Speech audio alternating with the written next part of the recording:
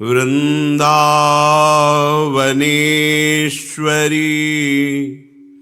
तवैव पदारविन्दम्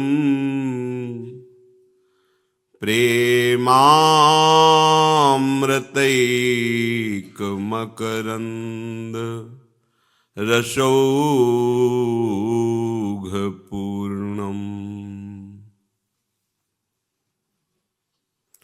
हृद्यर्पितं मधुपते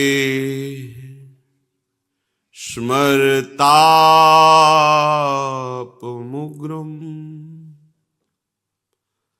निर्वापयत् परम् शीतलमाश्रयामि।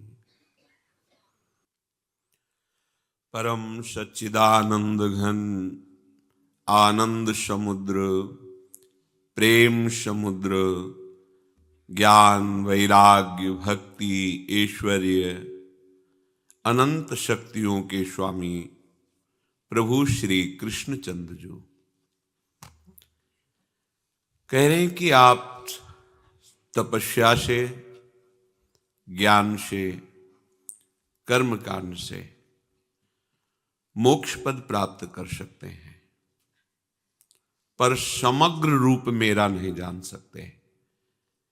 इसलिए योगियों में सबसे श्रेष्ठ योगी जिसने अपने मन को मेरे में आसक्त कर दिया है, जो सदैव मेरे चिंतन में, मेरे आश्रय में मगन रहता है, उसको मैं अपने समग्र ज्ञान का अनुभव करा देता हूं।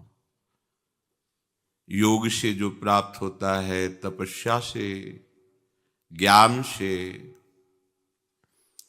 कर्म योग से जो तत्व प्राप्त होता है, उसको प्राप्त करके सब मुक्त हो जाते हैं। सत्य मार्ग है। परंतु भगवान का जो प्रेम रूप है, जो प्रेम लीला है, इसमें इनका प्रवेश नहीं होता। पर जो श्रद्धा पूर्वक प्रभु का भजन करते हैं, प्रभु के मन वाले हो जाते हैं, केवल प्रभु का आश्रय रखते हैं, उनको तत्वबोध तो हो ही जाता है, समस्त द्वंद्वों से वो मुक्त तो हो ही जाते हैं, पर वो प्रेम समुद्र प्रभु की लीला में प्रवेश पा जाते हैं। वो एक पक्ष केवल तत्व ज्ञान को ही नहीं जानते, वो प्रेम को भी जानते हैं। भगवान का तत्व स्वरूप और भगवान का प्रेम स्वरूप, इन दोनों का समग्र परिचय केवल अनन्य दास को ही होता है। ऐसा नहीं कि उसे तत्व ज्ञान नहीं होता है। भक्त को तो बीच में ही तत्व ज्ञान हो जाता है। बीच में इसलिए कि जहां मोक्ष पदवी प्राप्त होती है, वहां भक्त टिकता नहीं है और आगे बढ़ता है। वो प्रेम मार्ग का पथिक इसलिए मोक्ष को भी लांग करके आगे बढ़ जाता है। तो ये बात तो उसके मार्ग में ही अनुभव में आ जाती है कि सारा जगत मेरे आराध्य देव का स्वरूप है। तत्व रूप से भगवान कण कण में विराजमान है, अंतर्यामी रूप से सर्वत्र विराजमान है। पर उसको अंतर्यामी प्रभु से केवल तृप्ति नहीं हुई, उसे प्रगट में ललित त्रिभंगी गलबहिया देव ही प्रियाजू के साथ नवनिवृत्त निकुंज में विहरण करते हुए, विहार करते हुए, उनके चरणारविंद की समीपता, उनका प्रेम, उनकी सेवा, यह है समग्र रूप। तत्व ज्ञान भी है, सर्वान वस्तुतया निरीक्ष परम स्वराध्य बुद्धिर्मम, और बिलशन भी प्रेम का। अपने नेत्रों से ही प्रणय में रसिक ललितादि लोचन चषक पीवत मकरंद सुखरासि अंतर सची। जैसे हित हरिवंश निकट दासी जन लोचन चषक रसाशो घटकत। ये लोचन चषक रसाशो घटकत, ये योग में नहीं है, तप में नहीं है, ज्ञान में नहीं है, और कर्म योग में भी नहीं है। ये प्रेम योग है। तो जो श्रद्धा पूर्वक प्रभु का निरंतर भजन करते हैं, केवल प्रभु का आश्रय लेकर, वो प्रभु के समग्र रूप को जान जाते हैं, क्योंकि स्वयं प्रभु उसे बोध कराते हैं। उपासक को यह देखना है कि अगर उसके हृदय में रसिक अनन्यों के प्रति श्रद्धा प्रकट हो जाए तो वो ज्ञान की इस आनंद भूमिका को भी पार कर सकता है, अन्यथा नहीं। वो वहीं मोक्ष पदवी में ही स्थित हो सकता है। बड़ा ये सूक्ष्म विषय है। ये जो ब्रह्म तेज है, इसको भेद कर आगे निकलने की सामर्थ्य रसिक गुरुदेव की कृपा कटाक्ष से ही होती है, अन्यथा वो वहीं उसी आवरण में रुक जाता है और द्वंद्व विमुक्ता परम अखंडानंद को प्राप्त होता है। उस अखंडानंद को वेद कर अनंतानंद में प्रवेश पाना, ये रसिक महापुरुषों की कृपा से। इसीलिए रे मन रसकन संग बिन रंचन उपजय प्रेम, एक ही उपाय है।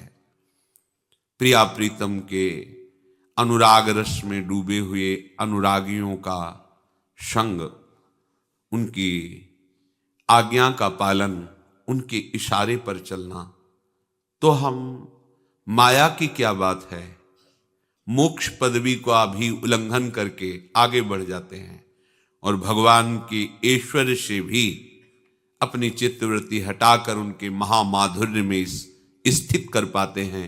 रसिक महापुरुषों की कृपा से, उनके द्वारा दिए हुए मंत्र उपदेश के बल से। गुरुर भजन विक्रमात् को हिते महाबुद्धया, ये बड़ा गुरु भजन है। गुरुदेव के द्वारा दिए हुए इस गरिष्ठ रस का वो पान करके उन्मत्त हो जाते हैं, अनंतानंद में प्रवेश पा जाते हैं। यदि हमारे हृदय में ये बात बैठ जाए तो अहंकार नष्ट हो जाएगा कि रसिक महापुरुषों की कृपा से ही हमें ये प्रेम साधन मिला है और ये प्रेम साध्य निश्चित हुआ है। अहंकार तब होता है जब हम कर्ता होते हैं। कर्ता प्रकृतिजन्य कार्य है, इसके आगे नहीं बढ़ सकता। त्रिगुणातीत प्रेम रस प्राप्ति कर्ता से नहीं होती, ये आश्रय से होती है। एक दीपक से दूसरा दीपक जल गया, एक हृदय से प्रेम दूसरे हृदय में प्रकाशित हो गया।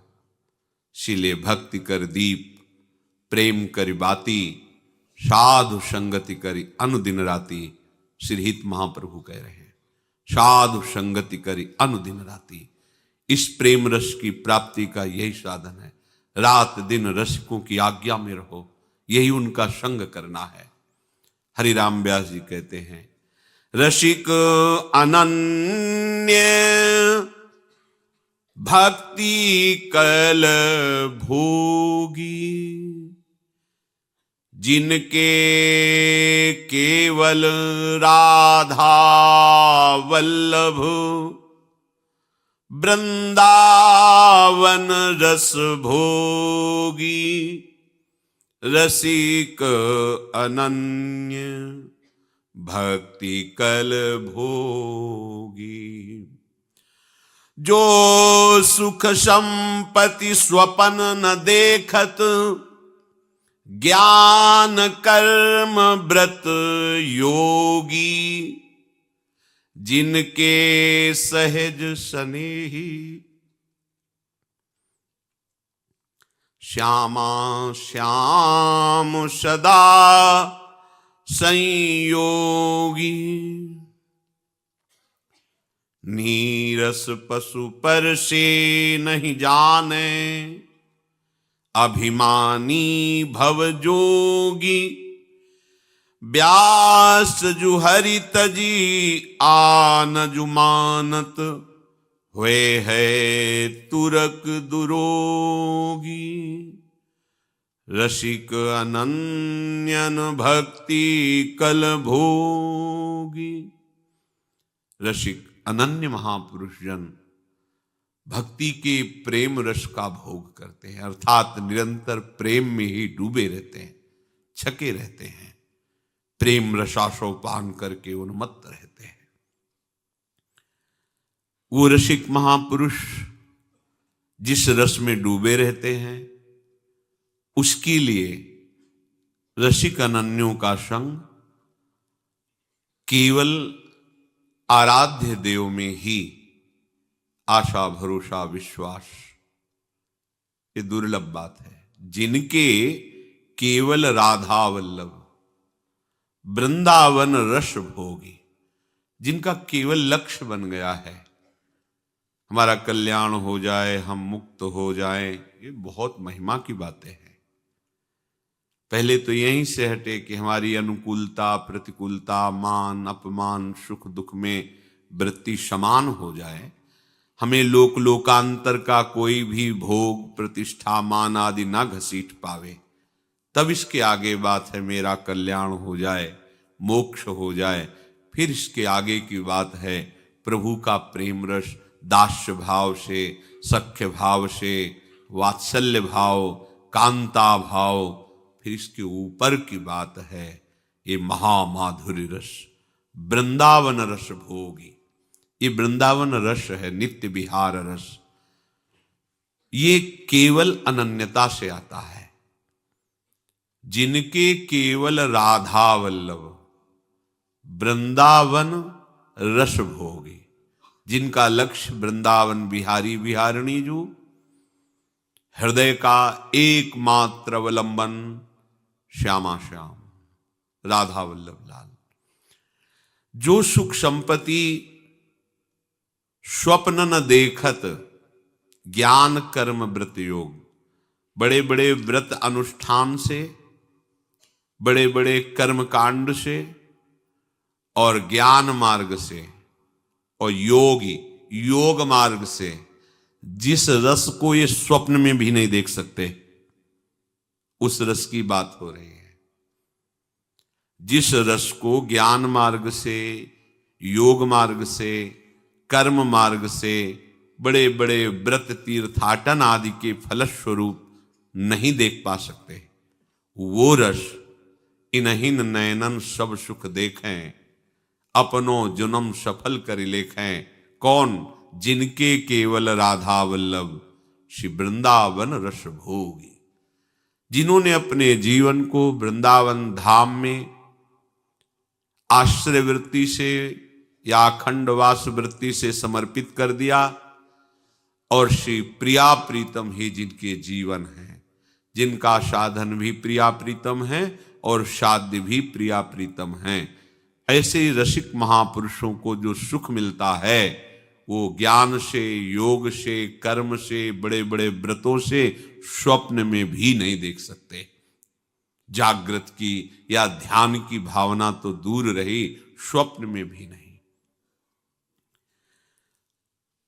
जो केवल श्रीधाम वृंदावन का आश्रय और वास स्वीकार करके श्यामा श्याम की उपासना में अनन्य है, तो उसका सहज प्रेम हो जाता है।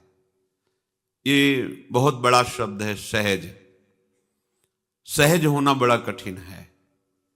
हमारी टेढ़ी चाल रहती है, चतुरता रहती है, कपट रहता है, छल रहता है। सहज होना, सहज प्रेम में भगवान बिक जाते हैं। जाहि न चाही कबहु कछु, तुम सन सहज स्नेह, तो बसहु निरंतर तासूर सोराउर निज गे। जिसका आपके साथ सहज स्नेह है, हे प्रभु, जिसे और कभी कुछ नहीं चाहिए, आप उसके हृदय में अपना निजी घर मान करके निरंतर निवास करते हैं। ये सहज प्रेम, कोई निमित्त नहीं, कोई कारण नहीं, कोई लाभ की बात नहीं। हम जी नहीं सकते श्यामा श्याम की स्मृति के बिना, श्यामा श्याम को दुलार किए बिना। हमारा और कोई सहारा नहीं, कोई अवलंबन नहीं। हृदय में ये बात आ गई है जिसके, ये बहुत बड़ी सिद्धि है, ये बहुत बड़ा लाभ है। श्यामा श्याम से जिनका सहज स्नेह हो गया है, जैसे अपने इकलौते बेटे पर मोहयुक्त मां का सहज स्नेह होता है। यद्यपि ये प्राकृतिक उदाहरण है, पर